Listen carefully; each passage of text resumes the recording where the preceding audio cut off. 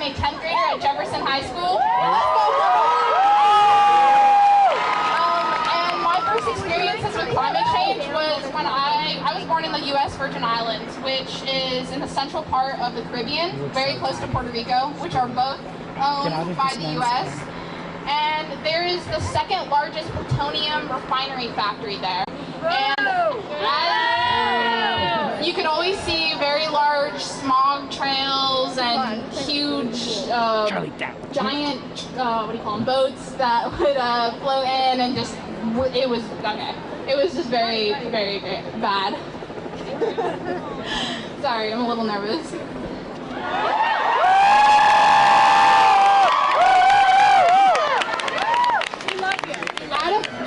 Early age, I saw what evil corporations were willing to do to get their precious oils, and it is really, really shameful. And what we're doing here today, not a lot of people understand it, but when youth and adults get into a space like this, it is a truly dream-making process.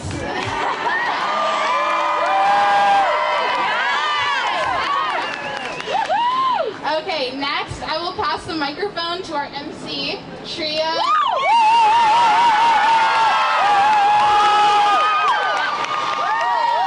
She will be kicking off our Global Climate Stake Rally and our Indigenous Land acknowledgement. Tria is a senior at Lincoln High School and she was born and raised in Portland and is a proud first generation. The momentum of youth-led strikes and worldwide this past year has motivated her immensely in her work for climate justice work. Thank you.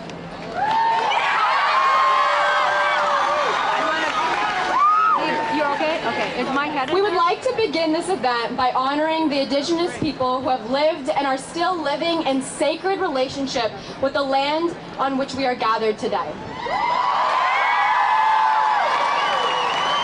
We must recognize the Multnomah, Clackamas, Cathlamet, Clawewala, and Watlala bands of Chinookan people and the Tualatin bands of Kalapuya. We honor the ancestors and survivors of this land, and we recognize that we are here because of the sacrifices violently forced upon them. We acknowledge the systemic policies of genocide, relocation, and assimilation that still impact many Indigenous families today. We honor their legacy, their lives, and their descendants who carry on tribal traditions for present and future generations. We recognize the deep scar of colonialization and how it has caused and perpetuated systems that have given us the climate crisis we face today. We recognize that these peoples have much to teach all of us about living in right relationship with the land, and we must strive to follow their lead in this movement for a just and equitable world. Today, we recognize and uplift the resiliency today. We recognize that this is an ongoing journey, and we commit ourselves fully to it. I will now pass the mic to one of our amazing youth organizers, who has been our logistics master for the past 6 weeks, Jackson Calhoun. Jackson Calhoun is a sophomore at Rex Putnam High School. In 6th grade, he started a drama club with 3 friends, and he considers that his first experience organizing. In 9th grade, he worked on a consent campaign with 2 of the other drama club founders. He was active during the 2019 legislative session and has done many smaller events within the last year. Jackson has always thought that people need to live in harmony with nature, and at the end of freshman year, he knew he had to choose one primary issue to focus on. He chose the environment because everything must be based upon a good foundation.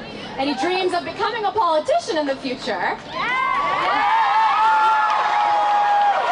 Jackson is excited to have worked on the global climate strike and is ready to see the fruits of his labor.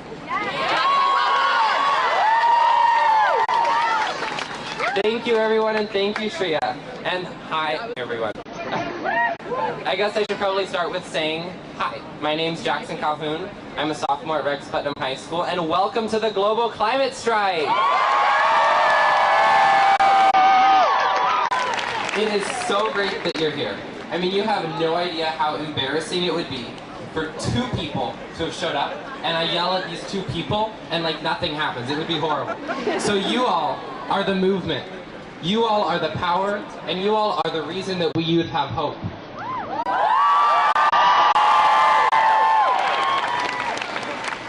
But I've got to ask you why. Why did you come here today? I mean, you're kind of making me nervous right now. Couldn't you have stayed home and just have those two people? No, really, why are you here? Is it because you care about the other beings that you share this planet with? Is it because you care enough to demand change?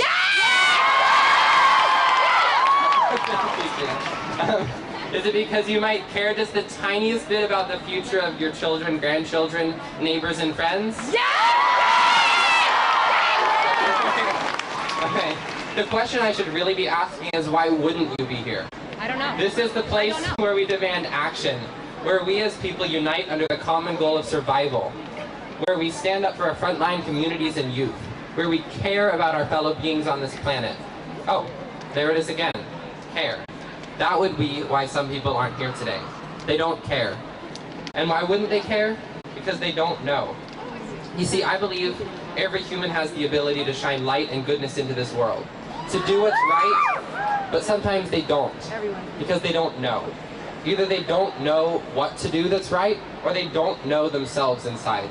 Perhaps they're lost in the abyss of loneliness and ambition and anger and drama. First, we must make people care by letting them know what climate change is and is doing to people like them, what it is doing to their home, and what it will do to their children. Then they have to care. The last step is knowing what to do, how to take action, and what needs to be done to justly transition our planet to a better future for everyone. I am a member of some of the most privileged groups in society, but I recognize my privilege and that I must use it to help those who are held down by society to be freed from their chains.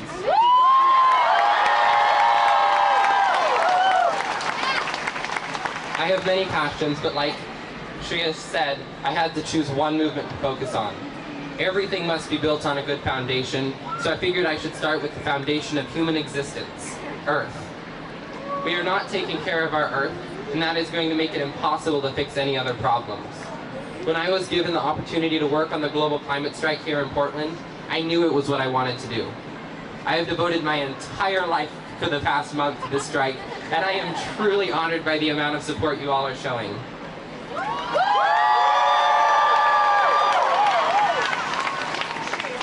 We have an amazing speaker lineup for today, including Northern and Southern Indigenous representatives Yasmine, S.A., Elia, and Dakota.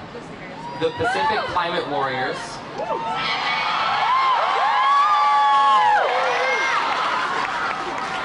including PCW Portland Diaspora Coordinator. Sorry, I'm bad at pronunciation, so this could go badly. Anyways, we also have Kevin Ipopo, Roosevelt High School Pacific Islander Club.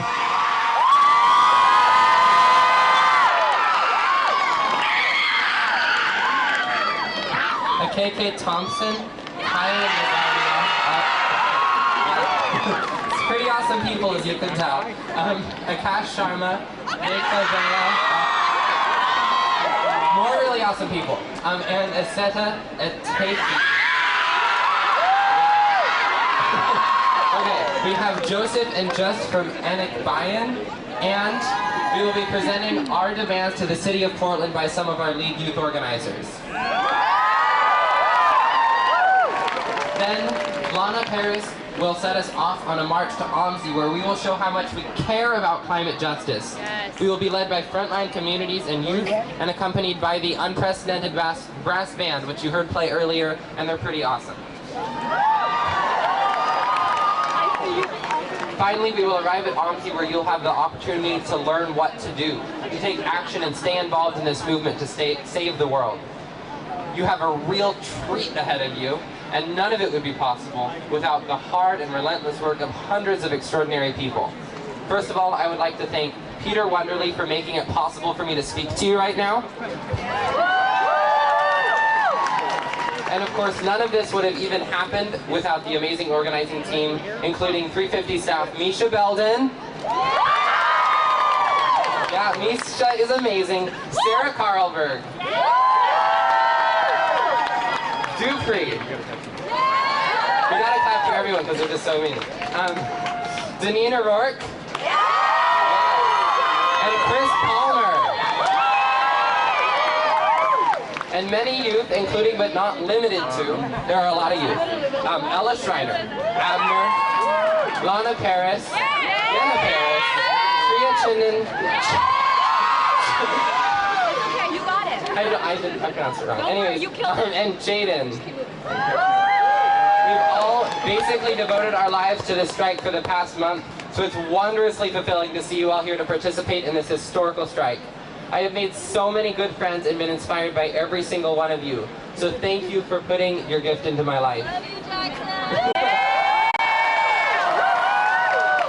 Now we will hear from our next speaker, the sensational SA.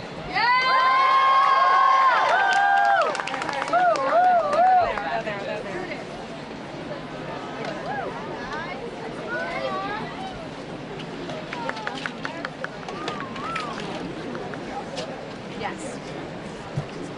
Watch right behind you. Oh, okay. I'm sorry. No, I used to do production. I know. Yeah.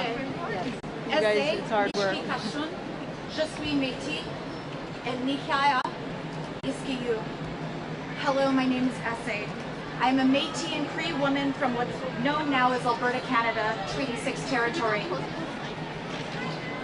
Greetings to you this morning, my relatives. I'm going to begin by greeting the day with a prayer song.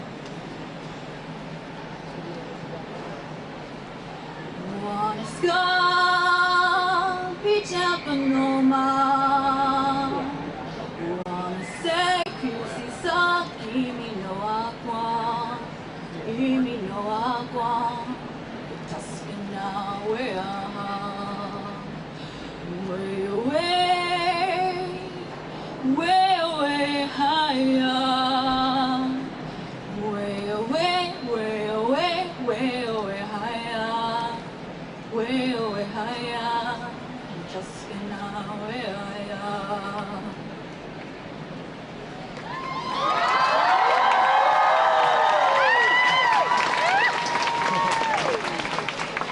Relatives, we are here today to say no more to the pollution and destruction of our Earth Mother. For far too long, we fed and suffered from the hand of capitalism and consumerism. We've been given dirty water to drink and been told it's always been this way. As an Indigenous woman, I have only to look at my ancestors and know truth. We have never stopped fighting the battles for our mother. We've been murdered, moved, and seen our homes mutilated by the descendants of those who came to our lands with good intentions for themselves. The reality is that this just isn't an Indigenous issue anymore. This is a world issue. This affects everyone. We, as Indigenous peoples, can't continue to fight these battles alone. We need you, the citizens of this earth, to step into roles that can help elevate what we've been doing since the dawn of time. We need you to stop and listen. From the Amazon to the prairies of this very nation, helping is no longer a photo opportunity or a story to tell over wine and tapas. Helping is finding the cure, and the cure is knowledge.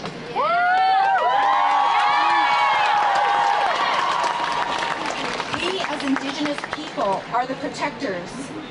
Please learn from us. There is no more time for pride or pointing fingers. We only have one Earth Mother.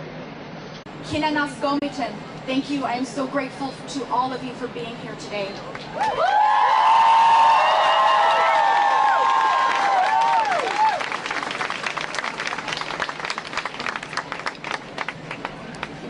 Tansei Nawagomaganak.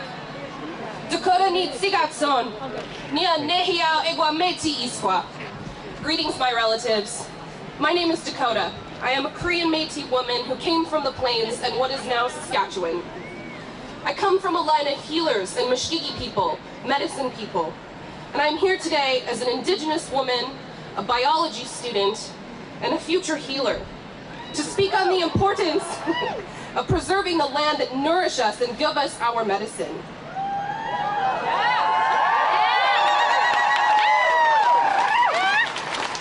Our ways of healing have been around for generations, and many of our medicines have become the basis for modern Western pharmacology. For example, the Pacific yew tree, Taxus brevifolia, is indigenous to Chinook, Klamath, Yurok, Modoc, and Hoopa lands, to name a few. These First Nations use this sacred plant for medicine by putting its needles in tea and using its needles to treat wounds. In 1971, scientists affirmed what indigenous science and healers had already discovered by identifying the chemical compound paclitaxel, which was developed and is now used under the trade name Taxol, a popular chemotherapy drug used to treat ovarian, breast, and lung cancers. There are many more examples of the importance of maintaining our natural sources of medicine, but this is only one.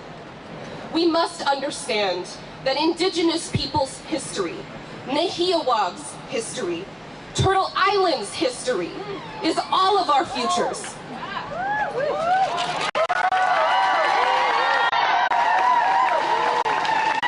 When the Amazon burns and the water levels rise, it is not only Indigenous people who lose access to the medicines that were once available in those territories. We all lose access to the plants and medicines that hold the cures to treating and curing disease and treating chronic illness. We all have a stake in this.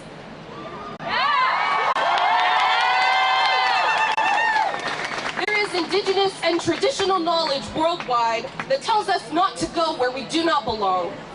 And when we encroach upon sacred land and natural territories in the Amazon, in the Congo Basin, on the plains, when we lose that land to cattle ranching, land and highway development, logging, and rising waters, we are exposing those most at risk to disease and pathogens that we do not have treatments for whatsoever.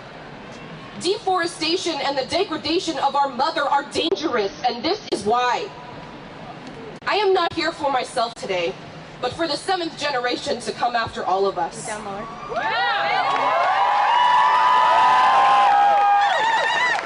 Collectively, we must affirm Indigenous sciences and defend our medicines so that we may continue to gather them and heal with ceremony as we have done for millennia, and to pray that we come to our senses.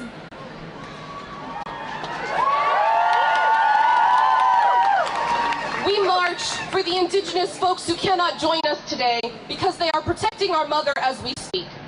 At Standing Rock, at Mauna Kea, in the Amazon.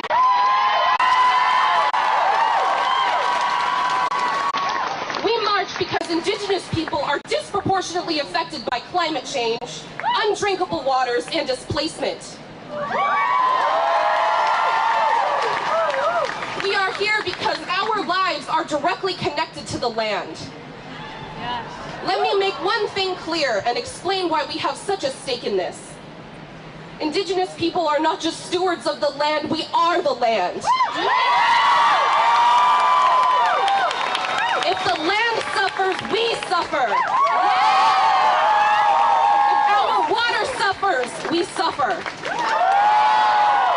If the four-legged nation, winged nation, finned nations suffer, we suffer. We must address climate change as a human rights issue, as a social justice issue.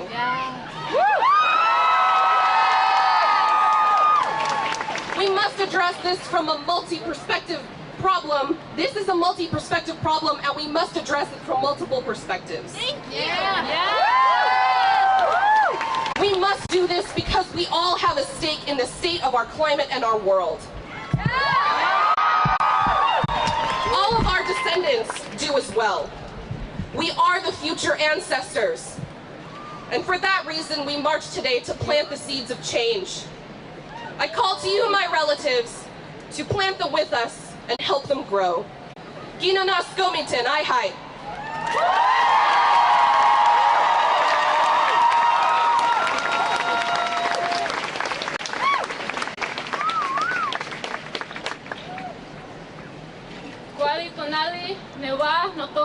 Elia. Hello, my name is Elia. I am Mexica and Choctaw, indigenous to Mexico as well as North America. As an indigenous two-spirit woman, I come from ancestors who have faced lifetimes of violence to keep our culture alive and to preserve the planet we live on. I'm here to speak on that violence. I'm here today to march for all the indigenous people who have died protecting the land that we walk on. I'm here today to speak and march for the 164 environmentalists that were murdered last year. I'm here to march for all the indigenous people who are on the front lines fighting to save the Amazon and all those who are on Mauna Kea protecting another sacred site.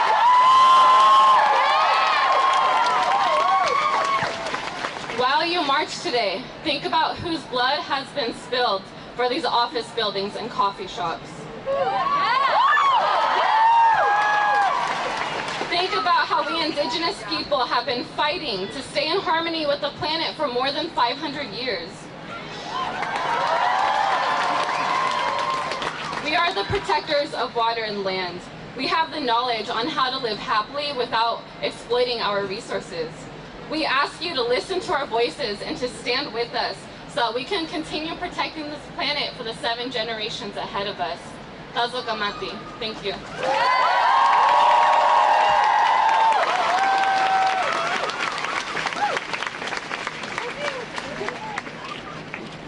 Oi, bom dia. Meu nome é Yasmine. Eu sou indígena brasileira. Hi, my name is Yasmine. I am indigenous to Brazil.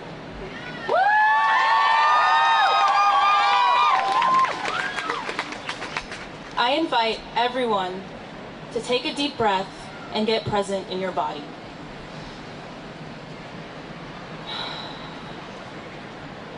I want you to listen to these words that I'm about to say. I don't want you to analyze them. I don't want you to go off and think about solutions or plans. All I ask is for you to listen, receive these words, and feel them in your body. Indigenous genocide is still happening today on this planet. We allow this. We allow this with our choices, our habits, our need for convenience, our staying silent, our playing small, our denial, and our withdrawal. We allow this when we choose to ignore the calls for help. We allow this with our unwillingness to look in the mirror and believe that the eyes looking back can create a change, a movement.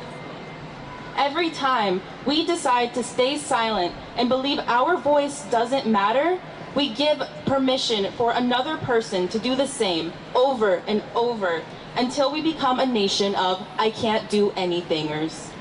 Then we look out into the world and wonder why it's so corrupt, why the people in power are there, and why there is so much stagnance. It is because of our own denial of our power and capability to make a difference. It is because of our refusal to stand up and rise. Indigenous genocide is still happening today on this planet. We allow this. Let these words sink in. Where do you feel it in your body? What do you feel? Or perhaps you don't feel anything. Maybe you feel numb. If that is your experience, do not judge it. It is not wrong. But with that being said, I ask you to question that numbness and what it's protecting. Typically, numbness shows up when we really don't want to feel something because of how uncomfortable it may feel. It's a coping mechanism. Have we become so armored that we reject these words because they trigger such deep emotion for us? I invite you to put down those walls and experience your emotions for what they are right now.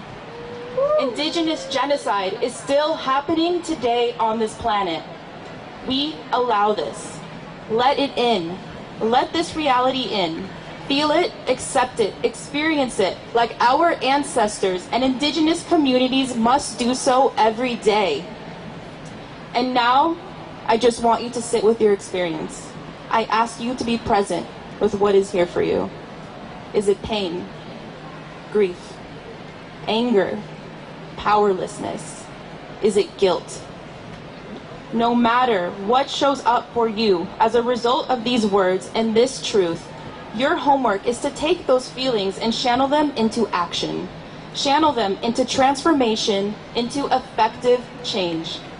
We have reached a point where we can no longer avoid or repress our rage. We can no longer afford to not act on our unfulfillment.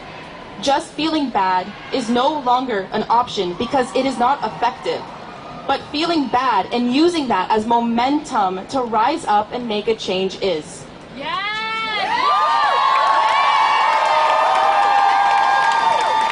And I want to remind all of you out here today that the power isn't outside of you.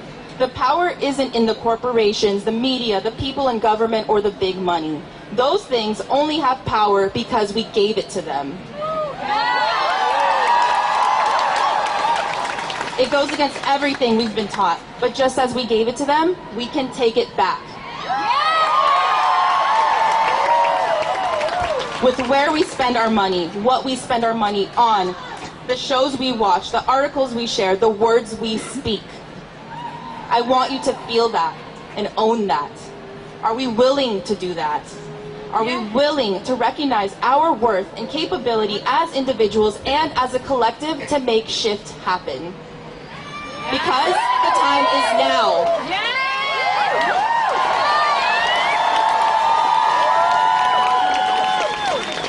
We cannot allow more blood to be shed. We cannot allow the murder of Indigenous leaders and people to make room for our first world convenience. We must respect and honor all life, our earth and those who live from her. Today, while you march, I urge you to reflect on these feelings, no matter how uncomfortable, no matter how much you want to believe it's not true. Because the first step of change is acceptance.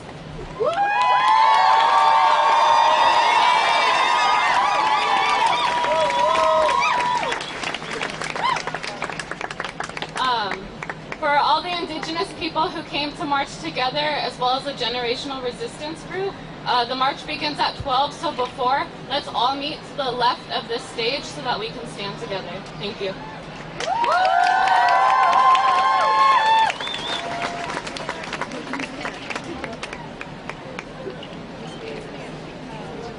Next up are the Pacific Climate Warriors. Can I get a...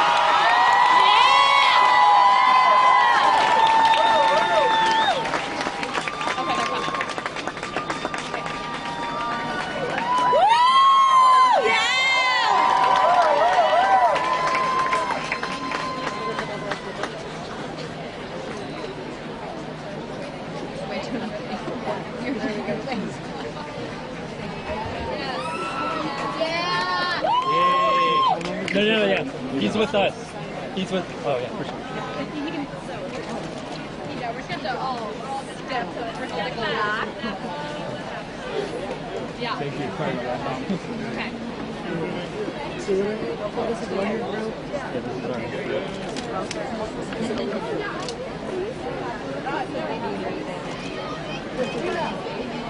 Hey, can we make some space over here so all our warriors can come up front, please? Just kind of slide a little bit to the side if y'all don't mind.